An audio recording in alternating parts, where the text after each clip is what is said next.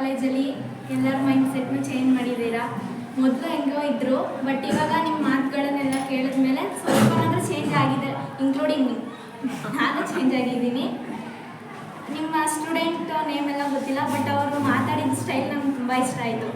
ಬೋಲ್ಡಾಗಿ ಎಷ್ಟು ಚೆನ್ನಾಗಿ ಮಾತಾಡಿದ್ರು ಅಂದರೆ ಅವರು ನಿಮ್ಮ ಸ್ಟೂಡೆಂಟ್ ಅಂತ ಅನ್ನಿಸ್ಲಿಲ್ಲ, ಅಷ್ಟು ಚೆನ್ನಾಗಿ ಮಾತಾಡಿದ್ರು. Thank you.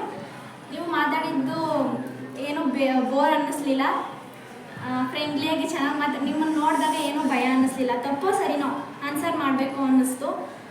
ಆಮೇಲೆ ತಂದೆ ತಾಯಿಗೆ ನಾವು ಅವ್ರ ಮೇಲೆ ಕೋಪ ಮಾಡ್ಕೋತೀವಿ, ಅದು ಮಾಡಿದ್ರು ಇದು ಮಾಡಿದ್ರು ಅಂತ. ಬಟ್ ಆ ಕೋಪಕ್ಕೆ ಏನು ಕಾರಣ, ಅವರು ಹೇಳಿದ ತಪ್ಪೋ ಸರಿನೋ, ಅದರಲ್ಲಿ ಯಾರು ತಪ್ಪಿದೆ, ನಾವು ಅವ್ರ ಹತ್ರ ಯಾವ ಥರ ಮಾತಾಡಬೇಕು, ಅವ್ರು ತಪ್ಪು ಮಾಡಿದ್ರು ಅಂದ್ಬಿಟ್ಟು ನಾವು ಕೋಪ ಮಾಡ್ಕೋಬಾರ್ದು.